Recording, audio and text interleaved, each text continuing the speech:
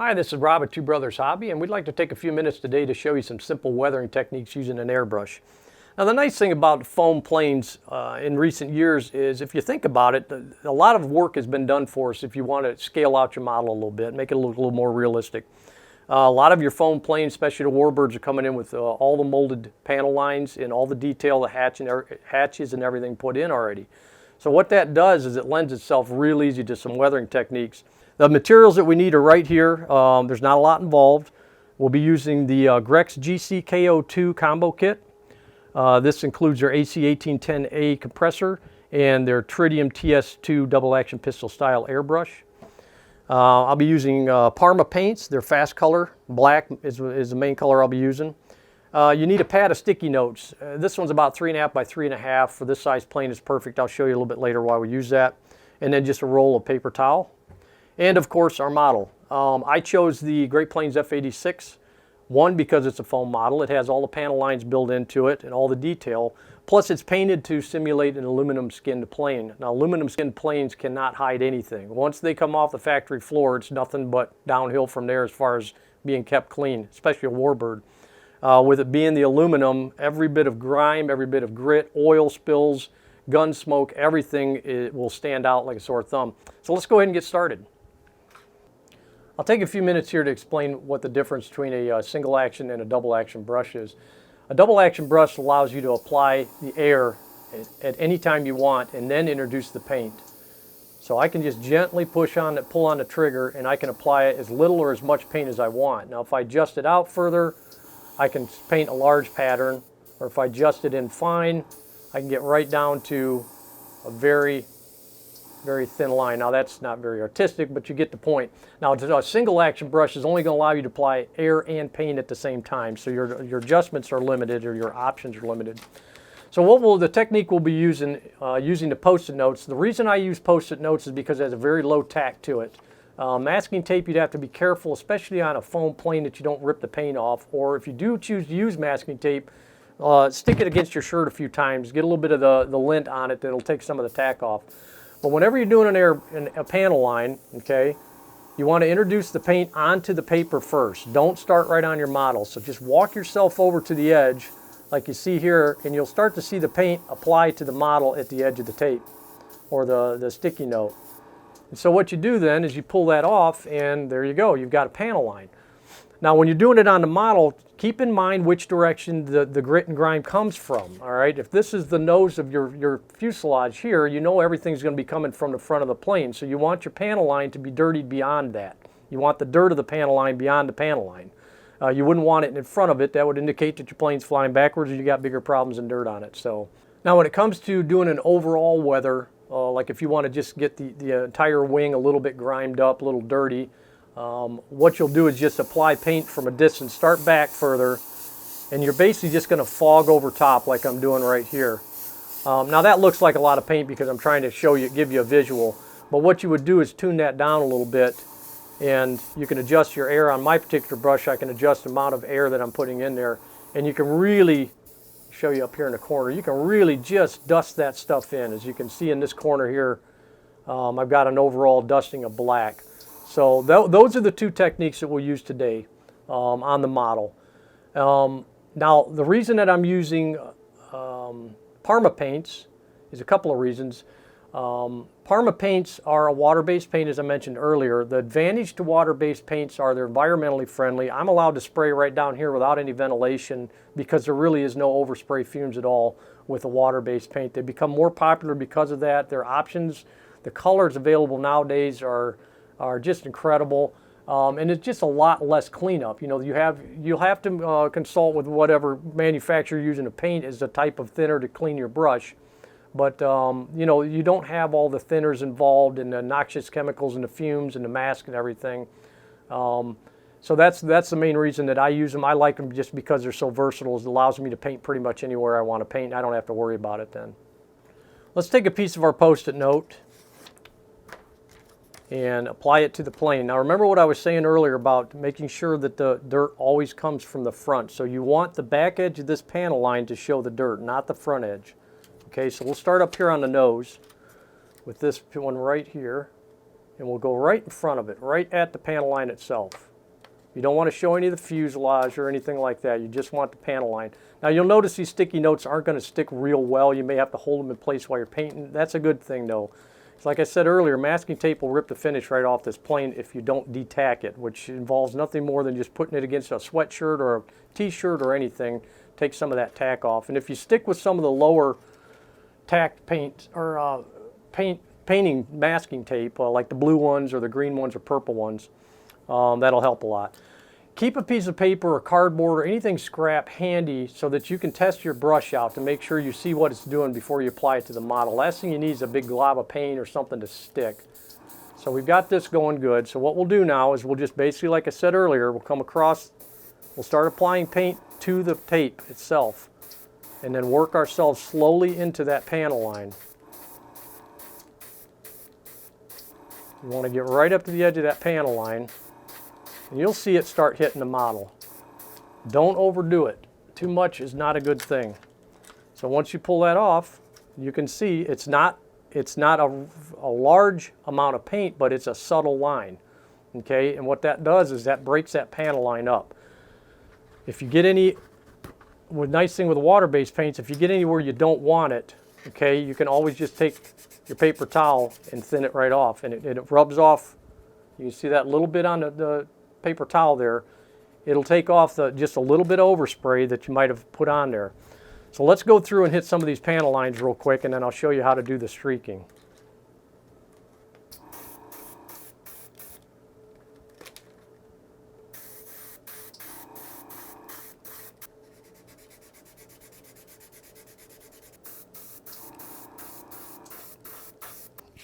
Now that we've got a lot of the panel lines highlighted, it doesn't look like much right now, just a lot of black streaks, really don't have any rhyme or reason.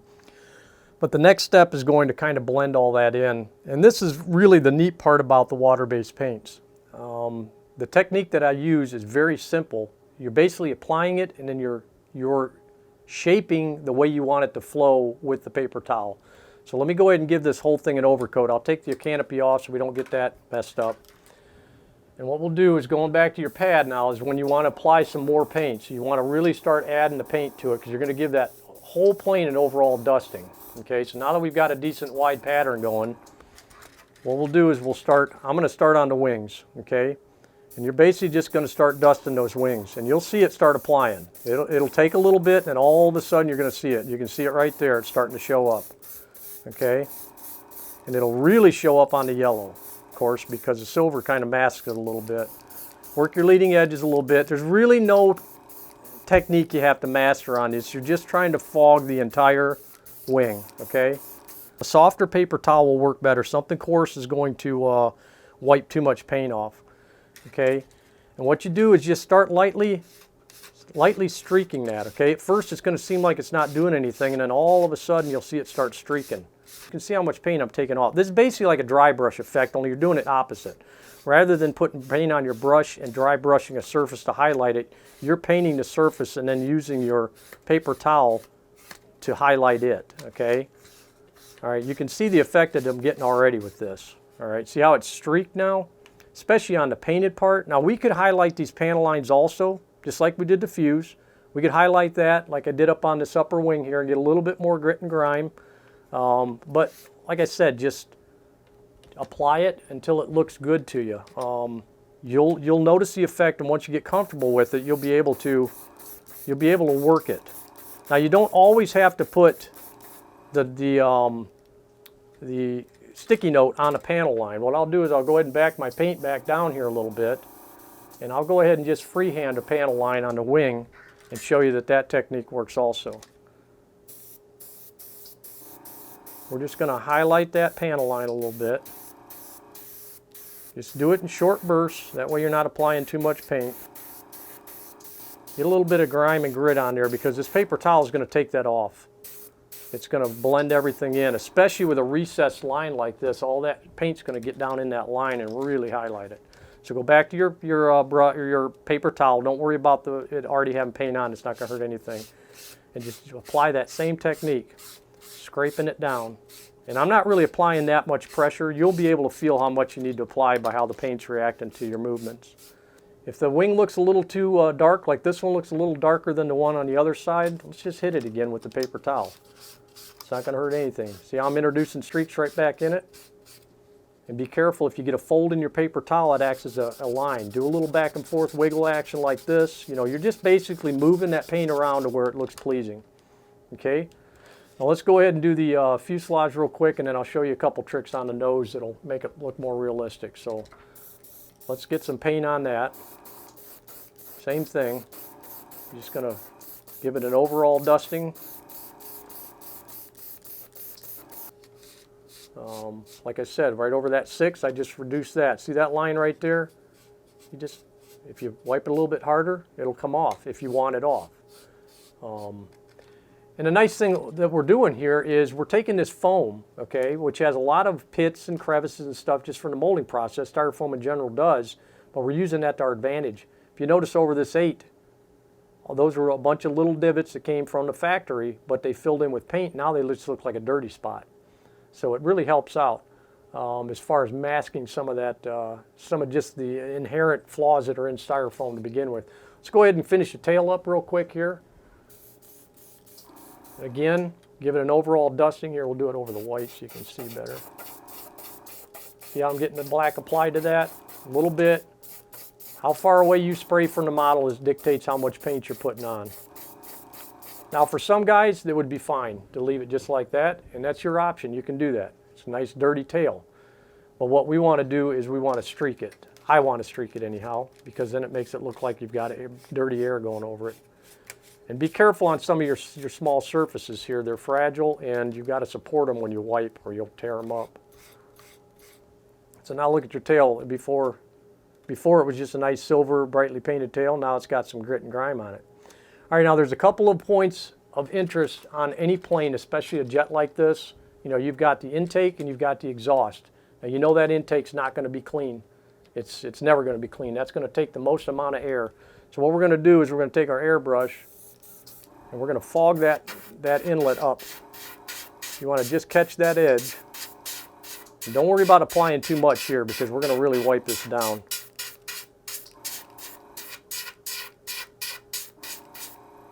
Okay, I've got the paint applied to it now. You can see how the nose has got the black splotches all over it. What you're going to do is take your paper towel now, and you're going to work that back, streak it back a little bit. See how that's streaked? And that's exactly what a real one would look like. You got water coming in, you've got fuel. If you just shot a plane down, he's flying through all that oil and grit and fuel.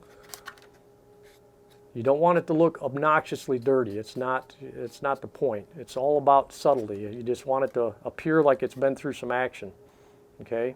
Now you can go a lot further with this if you want. It's your choice. Now around the exhaust area, that's going to be black. Okay? So what we're going to do is we're going to go ahead and we're going to spray paint that in.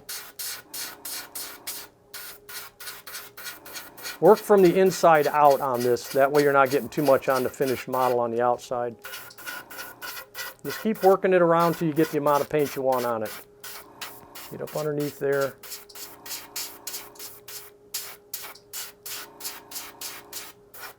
Now if you wanted to go even further, you could take a paintbrush and paint the inside of that black. It'd be hard to do with the airbrush because you just can't get the paint in there the way you need to. Then you can just dab that if you want. If you see anything on the outside that looks a little obnoxious, wipe it off. Though I can manage to keep most of it off there. Now, the only thing left is the canopy. I've chosen not to do the canopy with it on the plane because it's too easy to get the plastic itself, the clear canopy, dirtied up. So what I'll do on that is I'll just take a clean piece of paper towel and just kind of hold it over the canopy. You don't need to mask it and get all detailed, but just basically hold it to where you're covering most of the clear part. And same thing, just get some dusting on it. Okay, we got to blend it in so it looks dirty too, because the canopy certainly isn't going to be clean.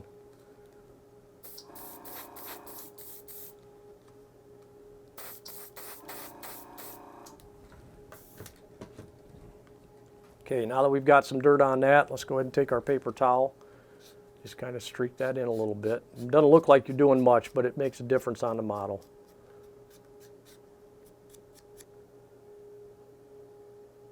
Now the only thing we didn't do is a horizontal stabilizer, so let's get that real quick. And then we'll have everything on the top done. Same thing, go ahead and apply an overall coat. And then what I'm going to do right now is I'm going to turn my gun down and I'm going to put a panel line on there. So I got just a thin line I'm painting. We'll just highlight that front panel line. And like I said, don't worry about getting, there's no master artistic skills needed on this, okay? Not to take anything away from guys that know what they're doing. And then just streak it back. And the level of dirt and streaking is your call. If streaking won't do it, do a little back and forth and grind it in there a little bit. Okay, I'm going to apply a little bit more on the back there. So let's go ahead and streak this horizontal up a little more. Okay, now we've got that dirtied up. Now keep in mind, on this particular plane, you know, they've got some little indents to represent where the guns would be. But in order to make that look more realistic, you know that when those guns fire, that gun smoke is going to streak back. Especially if you have leading edge guns, you'll notice that they're always black on the top, black on the bottom. So what we can do is fine-tuning our brush here a little bit, getting it down to where it's just a little streak. We can start applying, you don't want smoke all the way out front because most of the smoke's going to come out a ways and then come straight back. So you can simulate a little bit of smoke.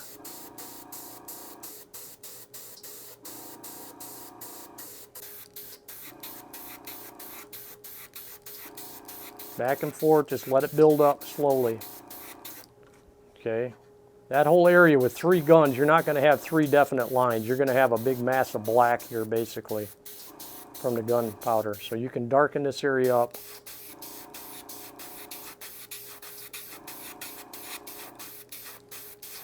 Now you can only do so much with the airbrush on this. This is where you're going to want to take your paintbrush and put a little bit of paint on your brush and then get on a paper towel and wipe it off till just a tiny little streak of evidence of paint is left, and then start dry brushing the front of that.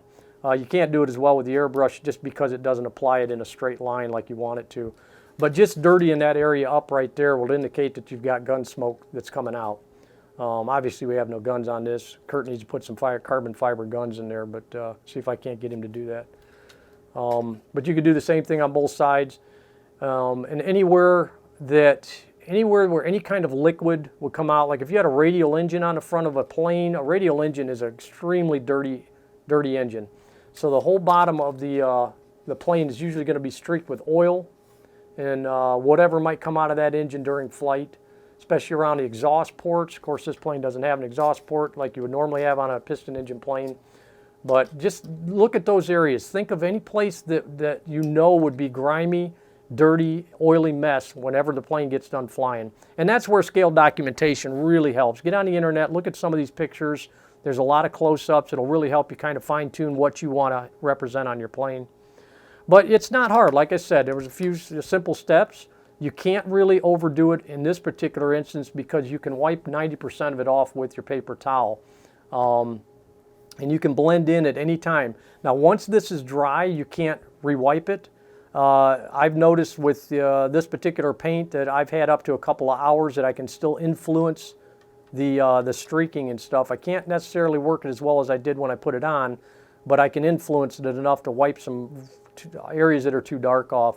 But after a couple days, this paint's pretty much dry to the point where you can't touch it.